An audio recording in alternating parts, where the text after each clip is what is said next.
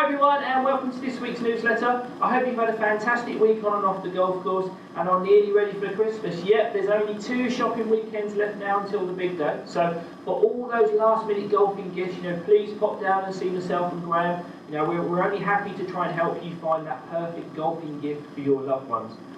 Don't forget, if you can't see that perfect gift in store, there is still time for us to order things in. So don't hesitate just to give us a shout and let us know what you need.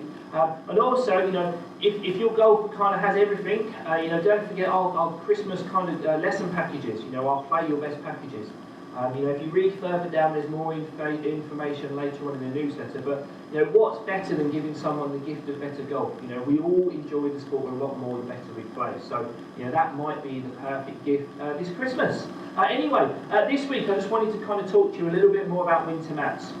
Now, it's been a week since they've been back in play here at the club, and it's been great that a lot of you have come in and commented on last week's video and how kind of those tips have helped you. But I just wanted to kind of go over some more with you today because, short game probably is one of the biggest areas that I find that winter mats can definitely help you because it gives you a perfect contact, a clean lie, maybe a little bit more forgiveness of the soggy ground conditions. But also it can affect that direction as we started to mention last week. And I just wanted to kind of show you in a little bit more detail why that is. Now, what I've done to try and help today is I've just stuck a magnetic lie angle kind of pointer onto my gap wedge. Okay. Now, if my lie angles are correct and I can deliver the club back to the ball with it flat to the ground, hopefully, as you can see, this stick points straight, okay, which is perfect. However, when we play the ball from kind of a ball above feet line or potentially a winter mat, what tends to happen is my hands would drop down and you can see how this pointer starts to then aim more to the left. Okay, now as this is happening, you can see the toe of the club is kind of lifting off the ground. Okay, now you might be sort of thinking, okay, well he's exaggerating that just for effect. And yes, I am, absolutely.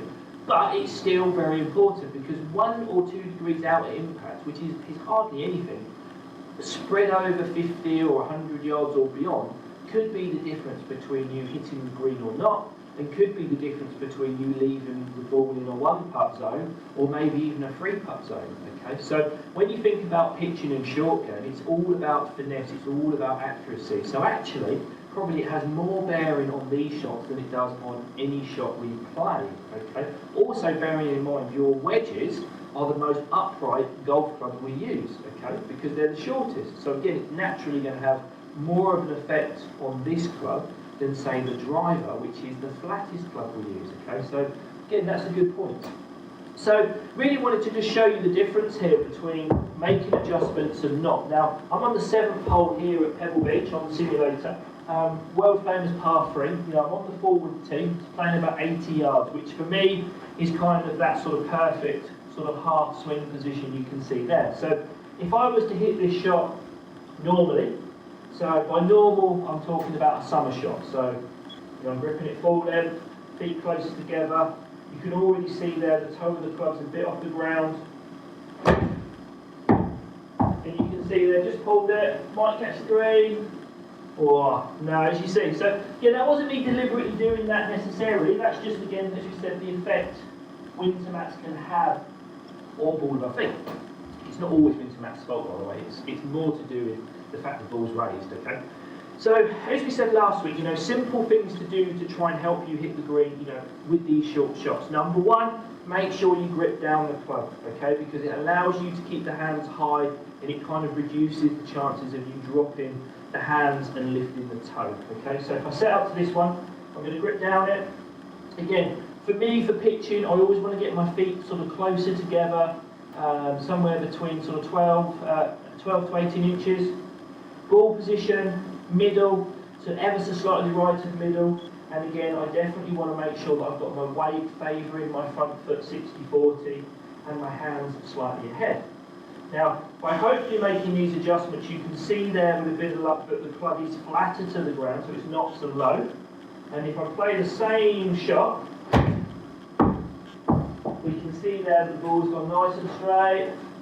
Oh, I just caught the front of the green with it spun in. Okay, but you can definitely see the difference there in direction. Now, again, really simple tip this week, nice and quick, just keep an eye with your wedges on how the club sits on the ground and if you feel that the hands are too low or in the right place. Okay, so I hope that helps. Don't forget everyone, if there is anything you want me to cover in future videos, please let us know. We'd love to hear from you. At the end of the day, we make these videos to try and give you information that we think will benefit your game. So if you've got any scenarios or any tips that you want me to cover, I'd love to hear from you because at the end of the day, as you said, this is why we do it. So anyway, have a great week everyone. Definitely try this next time you play golf and I'll see you all down the club soon. See you later. Bye.